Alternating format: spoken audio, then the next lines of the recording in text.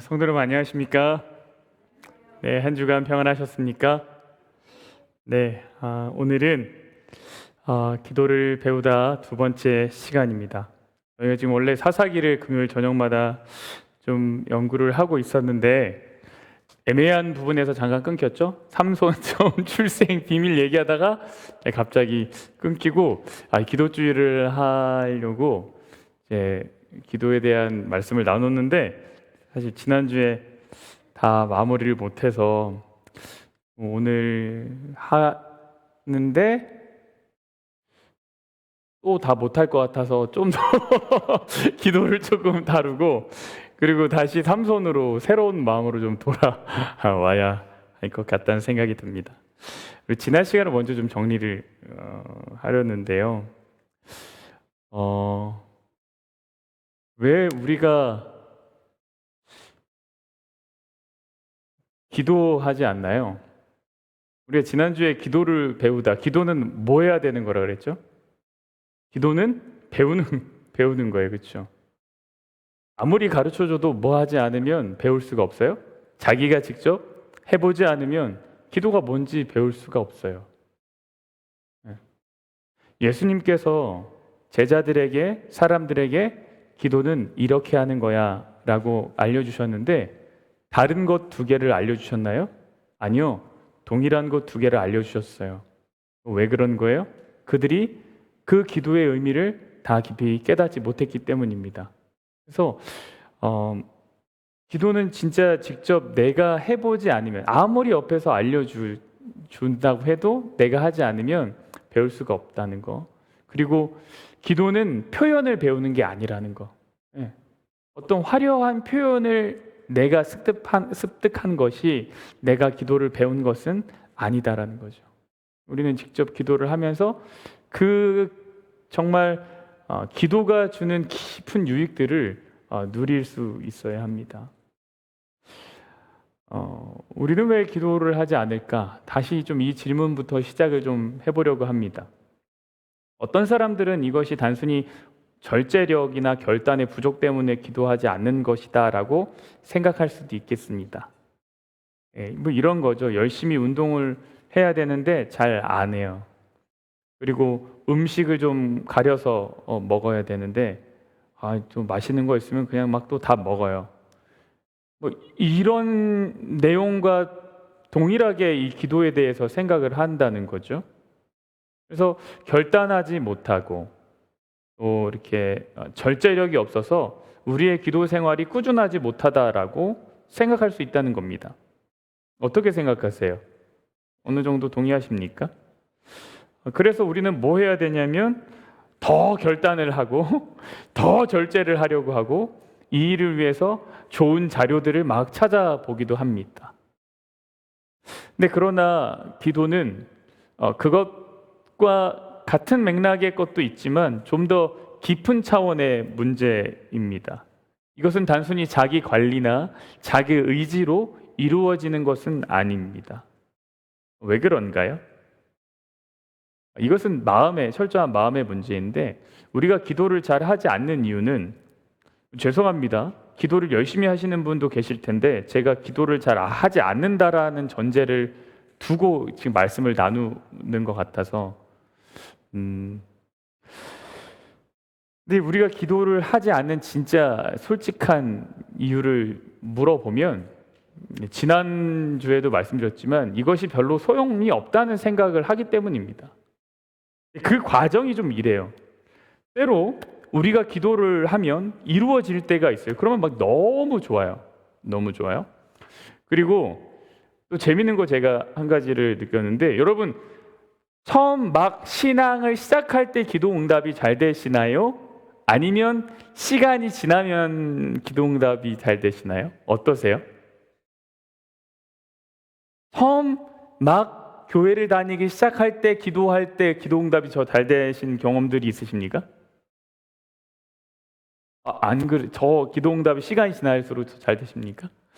근데 저는 제 개인적인 경험에 비추어 볼 때 정말 처음에 교회를 다니기 시작할 때 그때 기도는 진짜 정말 기도 응답이 잘 되는 것 같은 겁니다. 그래서 제가 스스로 와, 이거 진짜 대단한데? 이런 생각을 한 적이 있더랬죠.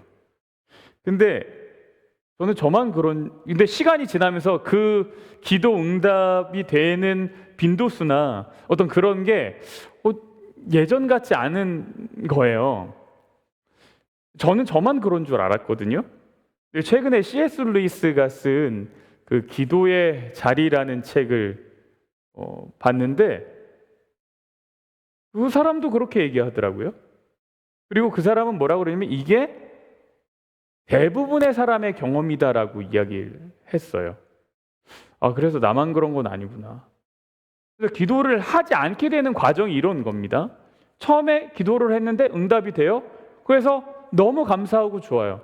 그런데 어느 날 내가 기도하지 않았는데 기도하지 않은 것 중에 내게 필요한 것이 채워지고 응답된 것을 경험하게 돼요. 그러면 무슨 생각이 드냐면 기도가 꼭 필요하구나라고 하는 그 전제가 내 마음속에서 약해지죠. 그 전에는 기도가 진짜 필요한 거야. 처음 신앙을 시작할 때는 그렇게 생각했는데 기도하지 않아도 응답되는 것이 있고 기도하지 않아도 하나님의 인도 가운데 있게 된다. 이런 거를 경험하게 되니까 어떻게 됩니까? 기도를 꼭 해야 되는 건 아니구나 라는 생각을 하게 된다는 거죠. 그리고 마지막의 경우는 이제 최악의 경우일 수 있겠는데요. 아주 열심히 기도하지만 뭐 하지 않아요? 아무런 변화가 나타나지 않을 때가 있어요. 그 경험을 하게 되면 그럼 어떻게 됩니까? 내가 하는 기도랑 어떤 상황의 변화가 실질적인 함수관계에 있지 않구나라는 걸 알게 되죠. 함수관계라는 게 뭐예요? A를 넣으면 B라고 하는 결과가 나오는 이 시스템이에요. 그러니까 내가 기도를 하면 기도를 통해서 뭔가 결과가 탁 나와야 돼요. 기대치가. 근데 그렇지 않게 되는 거죠. 그러면 뭐 하는 겁니까? 가지고 있던 기도의 열심이 없어지는 거죠. 이런 과정 때문에 우리의 기도의 자리가 약해지는 겁니다. 그러다 보니까 사실 기도가 주는 진정한 유익을 잃어버리게 돼요. 이 생각에만 사로잡혀서, 그러니까 기도가 이것이 전부가 아닌데 이 생각에 딱 사로잡히니까 기도가 주는 다른 유익들을 다 잃어버리게 됩니다. 오늘 두 번째 시간인데요. 이 주기도문을 주시기 전에 하나님 예수님께서 너 기도하려면 이거 두 가지 조심해야 돼 라고 말씀하신 것이 있습니다. 그러니까 사람들에게 기도를 가르치실 때 기도는 이렇게 해야 되는 거야 라고 하시면서 주기도문을 말씀하셨는데 그 주기도문을 말씀하시기 전에 알려주신 두 가지가 있습니다. 근데 이것을 먼저 배워야지만, 이것을 알아야지만 기도를 배울 수 있다는 거예요. 이 두 가지가 문제라는 거예요. 근데 이거는 그때 당시 사람들이 그렇게 기도하는 습관을 가졌었다라는 의미이기도 하죠.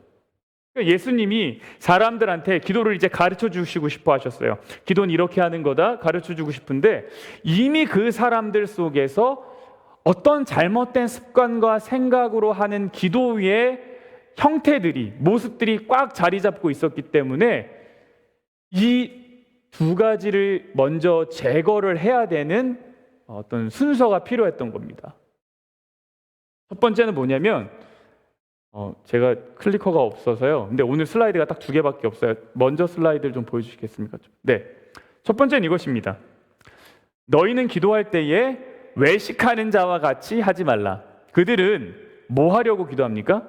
사람에게 보이려고 회당과 큰 거리 어귀에 서서 기도하기를 좋아하느니라. 내가 진실로 너희에게 이르노니 그들은 자기 상을 이미 받았느니라. 너는 기도할 때에 너의 골방에 들어가 문을 닫고 은밀한 중에 계신 내 아버지께 기도하라. 은밀한 중에 보시는 너의 아버지께서 갚으시리라.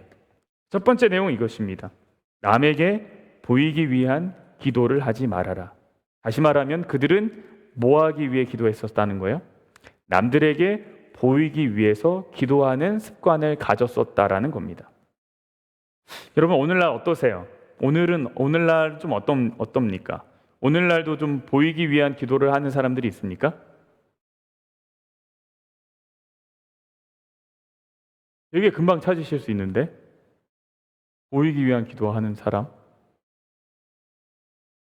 왜 웃으세요? 근데 제가 이 말씀을 보고 보이기 위해 기도하는 사람이 누구지? 제일 처음 떠오르는 사람 누구였을까요? 목사죠, 목사. 목사는 정말 보이기 위해서 기도하는 자리에 너무 많이 가죠. 언제 그래요? 방문 갈 때마다. 방문 갈 때마다 누구를 위해 기도해요? 그 사람 들으라고 기도하잖아요. 축복 기도한다고 기도를 하는데 그 사람 듣기 좋은 말로 축복하잖아요. 그거를 누구한테 하는 거예요? 하나님께 이렇게 다. 그 축복은 그냥 듣기 좋은 말은 그 사람한테만 해도 되죠. 근데 이거를 뭘로 바꿔요? 기도의 형태로 바꿔서 한다는 거예요. 그래가지고 제가 한때요, 이것 때문에 이게 너무 불편한 거예요. 나는 진짜 남한테 보이기 위해 기도하는구나. 그래서 그냥 아예 기도를 안 한 적이 있어요. 바보 같은 거죠. 목사가 가가지고 기도를 안 한다는 거 참 바보 같은 건데, 너무 기도할 때마다 하나님한테 하는 게 아니라 이 사람 듣기 좋으라고 기도하는 것 같은 거예요. 예수님이 왜 이렇게 말씀하셨냐면, 그거는 그 사람 귀에다 하는 거지 내 귀에 하는 건 아니라는 얘기예요. 기도는 그렇게 하면 안 된다는 거예요.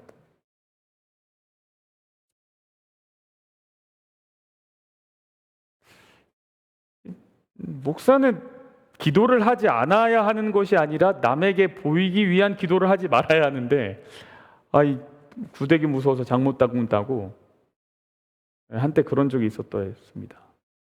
근데 지금은 항상 어떤 마음으로 기도하냐면, 하나님, 저 사람 듣기 좋은 기도 말고요, 정말 하나님이 들으실 기도를 하기를 원합니다. 사실 이 순간이 있어서 주저하는 때도 솔직히 있습니다. 그래서 진짜 기도를 하기를 원하는 마음으로 기도를 하죠. 여러분, 외식에는 세 가지 종류가 있다고 합니다. 세 가지 종류의 외식이 뭐죠? 바깥에서 먹는 외식 말고 세 가지 종류 말고 이제 겉과 속이 다른 건데요. 첫 번째는 악하면서도 선을 가장하는 유혹입니다. 이 사람은 자신이 남을 속이고 있다는 걸 알아요. 근데 이제 이게 외식의 하나입니다.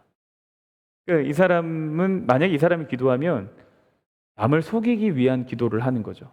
내가 잘 보이고 싶어서 기도를 하거나 그런 겁니다. 두 번째는 자기 만족에 도취해서 자기도 모르게 누구도 속이고 나도 속이고 남도 속이는 사람, 이런 유형도 외식입니다. 이 사람은 정말 완전히 심취해가지고 자기가 잘못됐다라는 생각을 전혀 못해요. 이 사람 옆에 가면 어때요? 이런 신앙을 이런 모습으로 하는 사람들 보면 어떻게 돼요? 뭐라고 말을 해줘야 될지 모르겠어요. 자기 너무 막 좋아하고 막 하는데 분명 잘못된 것 같을 때 자기는 완전히 속아가지고 자기도 속이고 남도 속이고 막 이렇게. 근데 이것도 외식입니다. 세 번째는요, 외식을 하면서 하나님과 사람을 위해서는 이 방법밖에 없어라고 스스로 생각하면서 하는 외식입니다. 이런 거예요. 이것이 잘못된 것인 줄 알지만 지금 이렇게 하는 것이 지금의 상황에서 가장 훌륭한 방법이다 라고 하면서 스스로를 속이고, 스스로 속인다고 말할 수는 없지만 이게 외식하는 거죠. 거짓 위안을 삼는 겁니다. 뭐가 제일 위험한가요?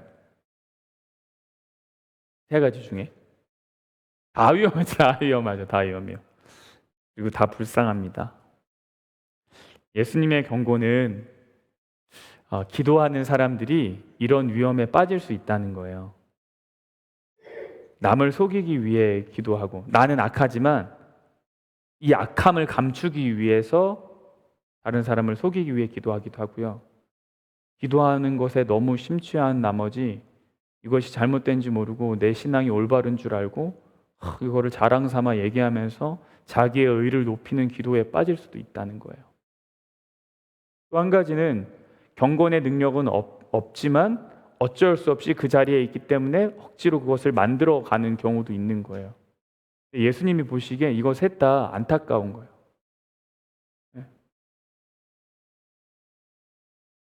여러분 여기 보면은 회당과 큰 거리 어귀에서 기도하기를 좋아한다 그랬잖아요. 회당과 큰 거리 어귀에 서서 기도하는 겁니다. 당시 사람들이 이제 막 신앙이 열심히 있었습니다. 그래서 하루에 3번씩 회당에 올라가서 기도하거든요. 근데 그 기도 시간이 정해져 있습니다. 근데 이제 회당으로 막 걸어 올라가다가 기도 시간이 딱 되잖아요. 그러면 어떻게 해요? 나팔소리 윙 이렇게 나거나 뭐 이제 중세시대는 뭐 종이 땡 울리거나 그러면은 회당 가다 말고 어떻게 해요? 거리에 서서 기도하는 거예요. 근데 사람들이 그 기도 시간을 딱 지키는 그 사람들을 보면서 막 이제 막 경외감을 갖고 정말 기도 진짜 열심히 하는 사람이구나 이런 생각을 갖고 그걸 보여주기를 좋아하는 거예요. 그래가지고 당시 사람들이 언제 기도하러 가는지 아십니까? 적당히 늦게 기도하러 가는 거예요. 회당으로 쏙 들어가면 안 보이니까 기도 시간에 맞춰서 살짝 늦을 때쯤 이렇게 처음에는 순수한 열정이었지만 이것이 어느새 보이기 위한 기도로 이제 바뀐 거죠. 근데 기도의 동기가 완전히 잘못된 거예요. 이것이 없어야지만 뭘 배울 수 있어요? 기도를 배울 수 있어요. 이것이 없어야지만 주의 기도문의 의미를 우리의 것으로 삼을 수가 있다라는 겁니다. 여기 보면 이런 말씀이 있어요. 내가 진실로 너에게 이르노니 그들은 뭐를 받았대요? 자기 상을 이미 받았다. 이게 무슨 말일까요? 자기 상을 이미 받았다. 이 동일한 표현이 마태복음 6장 2절, 이건 6장 5절이잖아요. 6장 2절에도 나오는데요. 6장 그 초반부에 나오는 건 뭐냐면 다른 사람을 구제하는 일에 관한 겁니다. 근데 거기서 뭐라고 말씀하셨냐면 다른 사람 구제할 때 남에게 보이기 위해서 구제하지 말라고 말씀하세요. 그러면서 뭐라 그러냐면 그들은 자기 상을 이미 받았다라고 말씀하십니다. 이게 무슨 내용일까요? 이 사람들이 기도하면서 정말 속으로 기대했던 상은 뭐냐면 하늘의 상 아니에요. 그렇잖아요. 남에게 보이기 위해서 기도하는 사람이 정말 기대하는 것은 뭐예요? 남들의 인정, 남들의 칭찬, 남들이 잘했다고 하는 것, 이걸 원하는 거잖아요. 이미 그렇게 기도했기 때문에 뭐 하는 겁니까? 상을 다 받은 거예요. 이미 상을 다 받았어요. 왜요? 남들에게 돋보였으니까. 그 얘기는 뭐예요? 절대 하늘의 것을 받지 못한다는 거죠.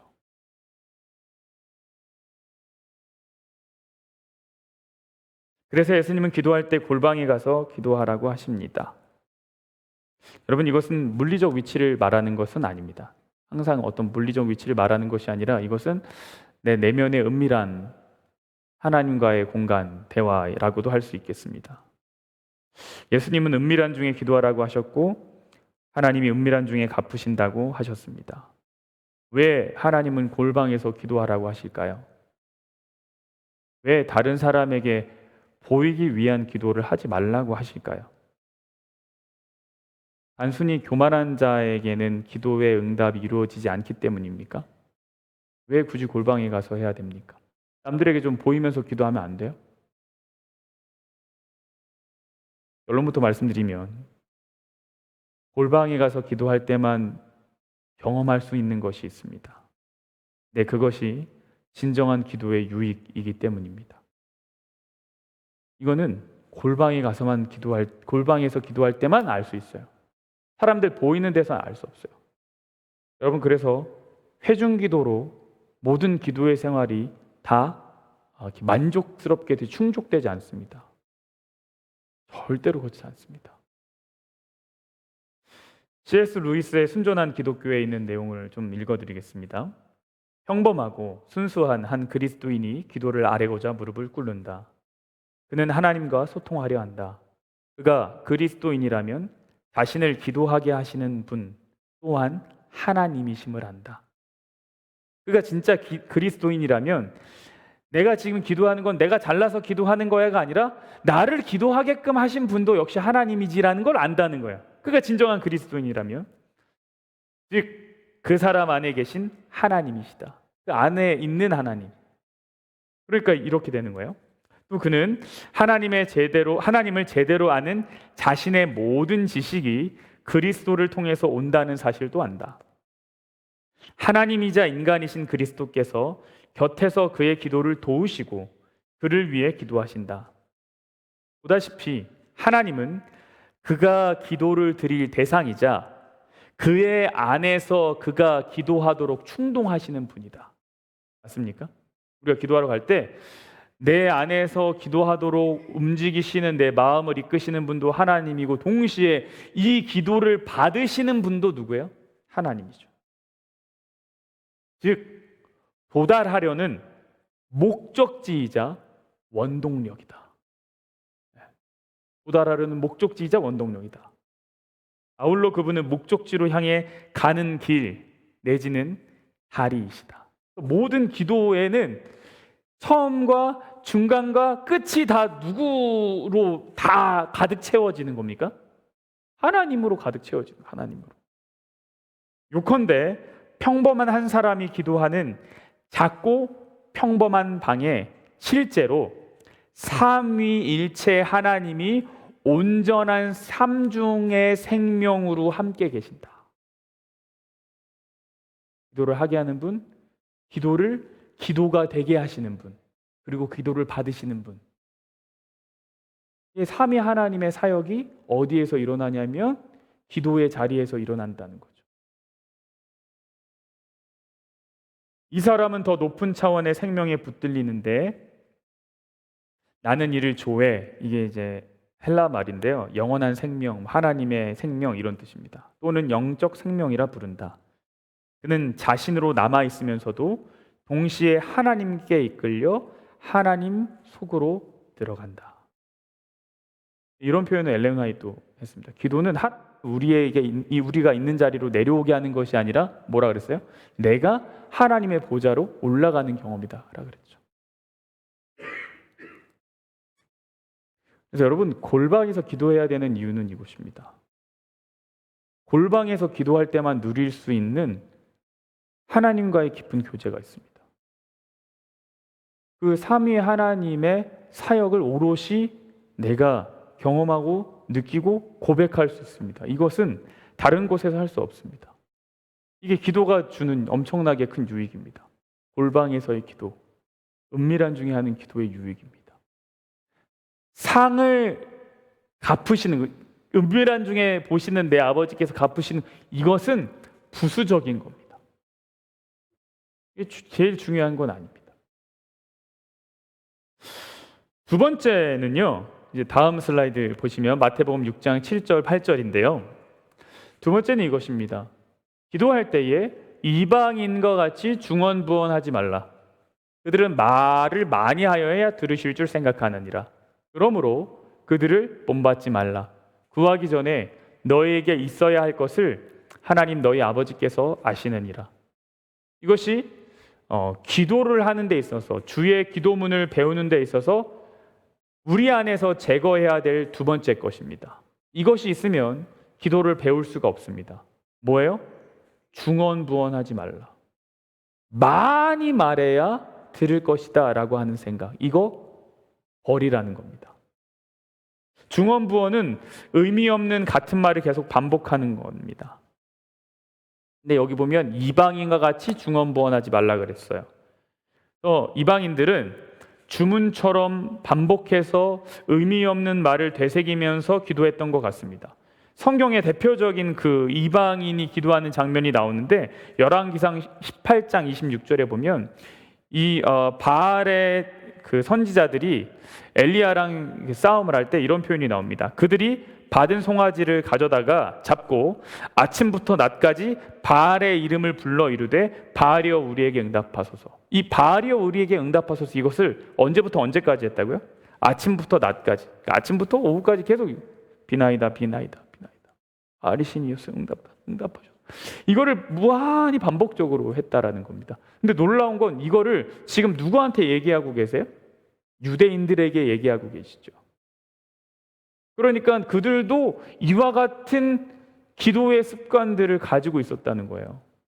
첫 번째는 뭐예요? 남에게 보이기 위해서 막 기도하는 사람이 있었고, 두 번째는 기도의 양, 많이 기도해야지 들을 거라고 생각하는 사람이 있었다는 겁니다. 막 반복해서 계속 하는 거죠. 오늘날은 어때요? 여러분, 오늘도 많이 기도해야지 응답 받을 거라고 생각하십니까? 더러 그렇게 기도 생활 하시는 분도 계신 것 같아요.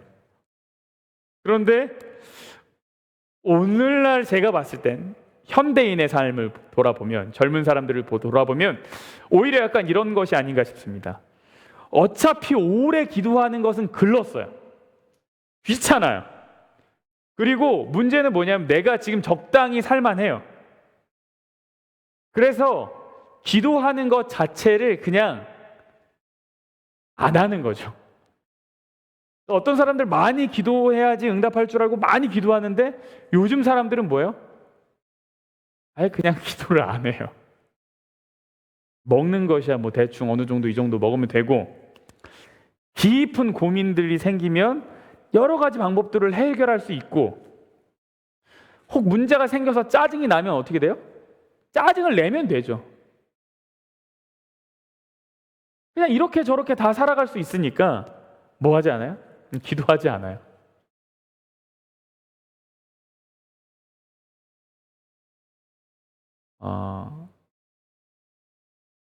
여러분, 우리가 먼저 생각해야 될 것은 이것입니다. 기도를 반복하는 것 자체를 예수님이 죄라고 하지 않으셨고, 그것이 믿음 없음이라고 하지도 않으셨습니다. 맞아요? 제가 이제 신앙을 배울 때 일이에요.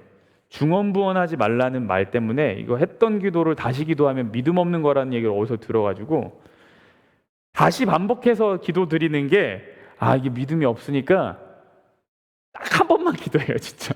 딱 한 번만. 하나님 도와주세요. 그리고 신경도 안 쓰고 생각도 안 하고.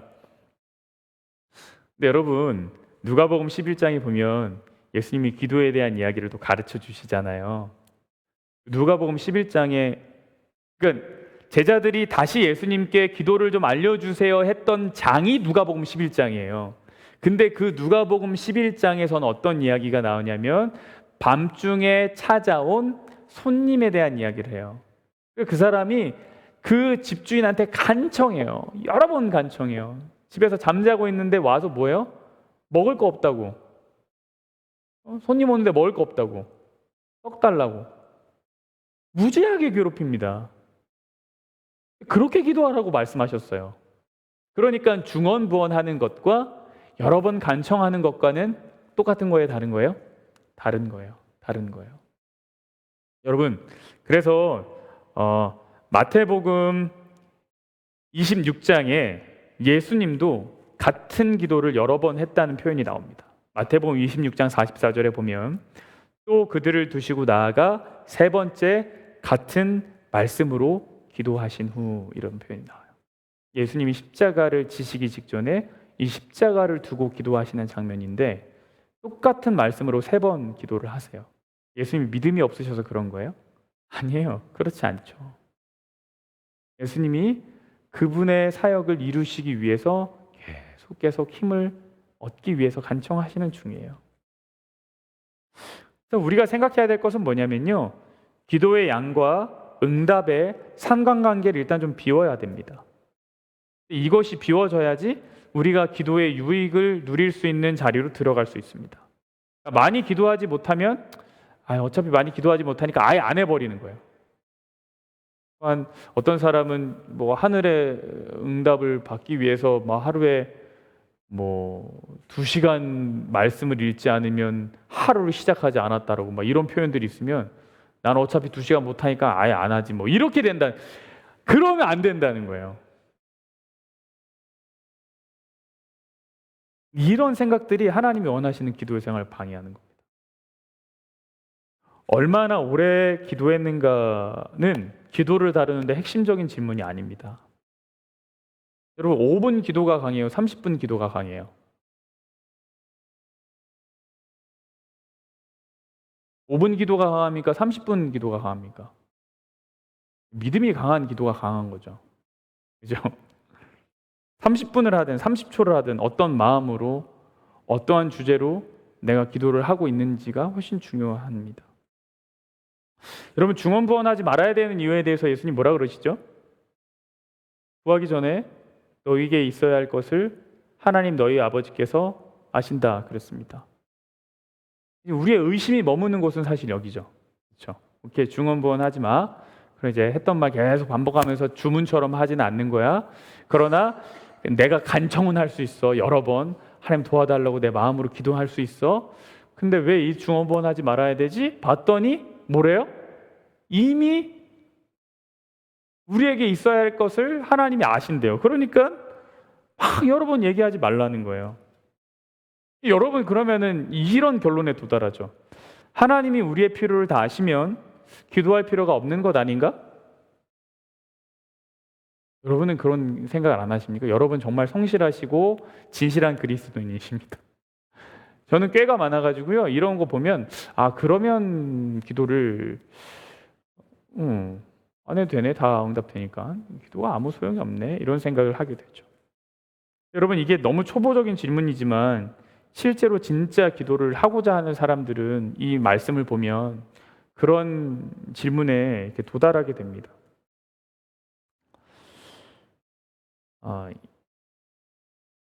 이 질문은 따로 이렇게 다르게 표현하면 이런 것이겠죠. 하나님이 다 아시는데도 내가 기도를 안 하면 내 필요가 안 채워질까? 뭐 이런 거겠죠.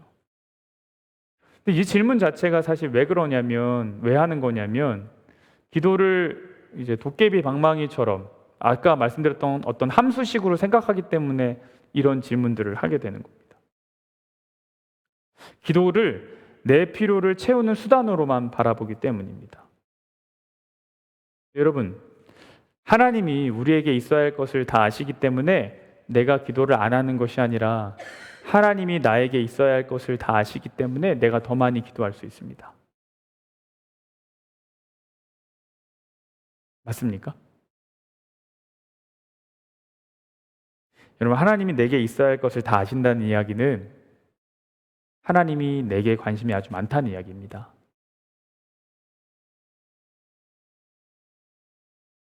언제의 나에게 관심이 많으신 거예요?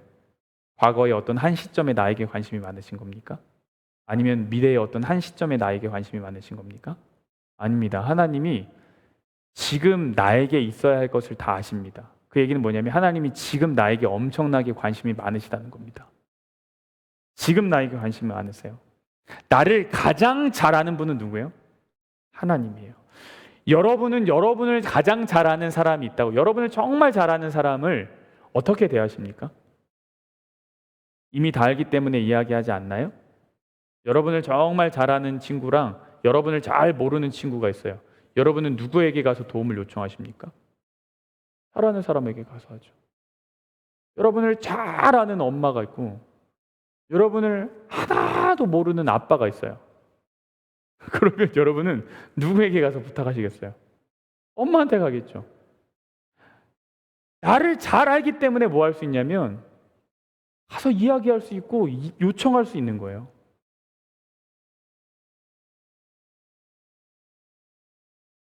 나를 잘 알기 때문에 편안하게 다 말할 수 있는 거예요. 어.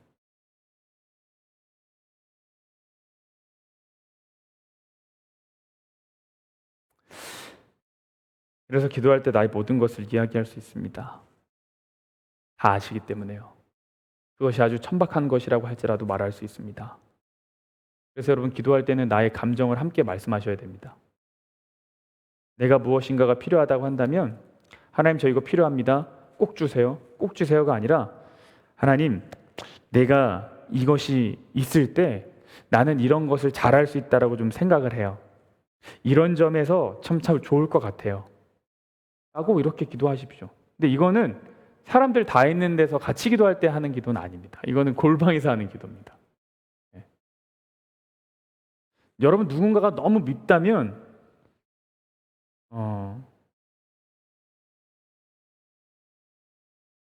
하나님, 그 사람을 교회에서 안 보이게 해주시든지 아니면 나를 교회에서 떠나게 해주시든지 둘 중에 하나를 선택해 주십시오 하고 기도하는 것이 아니라 내가 그 사람을 볼 때 내게 어떤 감정이 드는지에 대해서 다 말하는 게 진짜 기도예요.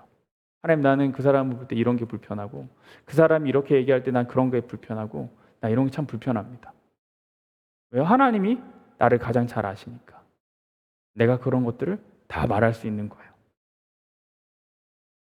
여러분, 기도는 이러한 기도의 유익, 나를 잘 아시는 하나님을 만나는 건 골방에서 경험할 수 있습니다. 우리 두 가지를 오늘 다뤘는데요. 첫 번째는 기도하려면 어디서 하라? 기도는 골방에서, 보이기 위해서 하는 기도 하지 말아라. 보이기 위한 기도가 습관이 되는 순간 뭘 배울 수 없냐면 주의 기도문을 배울 수가 없습니다. 두 번째, 중언부언하지 마라. 기도의 양과 그리고 응답의 상관관계, 거기에 너무 매여 있지 말아라. 진심으로 나의 모든 것을 아시는 하나님께 다 소통하고 대화하는 그런 기도의 자리로 나아가라. 그래야지 뭐 할 수 있다는 거예요? 그래야지 주의 기도문을 배울 수 있는 거예요. 여러분, 우리가 단 한 번의 기도를 드려도 믿음의 기도를 드리고 짧게 기도를 해도 믿음의 기도를 할 수 있는 진짜 믿음이 살아있는 믿음의 기도자들 되기를 간절히 바랍니다. 그리고 우리의 모든 것을 다 아시기 때문에 정말 우리의 기도를 들으시기를 기뻐하시는 하나님께 우리가 마음껏 대화할 수 있으면 좋겠습니다. 그럼 왜 하나님께서 우리더러 다 아시지만 기도하라고 하시냐면 우리가 그 기도를 하는 가운데 그 상황의 주체가 되고 그 하나님의 일에 동역하기를 원하시기 때문입니다. 예를 들면 이런 거예요. 내가 식탁에서 밥을 먹을 때 소금이 필요해요? 그럼 소금을 달라고 할 수 있죠. 그러면 그 소금을 주는 사람이 어떤 사람이 줄 수도 있고 안 줄 수도 있죠. 그렇죠? 그러나 내가 소금을 달라고 하지 않으면 뭐든 이루어지지 않아요? 소금이 나에게 오진 않아요. 하나님이 우리랑 같이 일하시길 원하세요. 내가 무엇인가를 위해 기도하는 순간, 그것을 요청하는 순간 하나님은 그것이 이루어지는 자리에 나를 두시겠다는 얘기예요. 그러면 하나님과 내가 동역하는 그림이 그려져요. 하나님은 그걸 기대하시는 거예요. 기도하지 않아도 그냥 다 해주는 것. 이것은 하나님이 나에게 어떤 분이신가를 온전히 이해하는 데 실패하게 됩니다. 반드시 실패하게 돼요. 그러니까 하나님이랑 같이 뒹굴러야 돼요. 그러니까 요청도 하고 응답도 받고 또 거절도 받고 이러면서 뭐 하는 거예요? 알아가고 배워가고 그러면서 그 마음속에 있는 깊은 것들을 나누는 거죠. 여러분, 우리가 정말 기도가 다시 살아나는 2024년의 마지막, 그래서 2025년은 다시 기도로 살아가는 우리 모두가 되면 좋겠습니다. 우리 일어나셔서 찬양하겠습니다.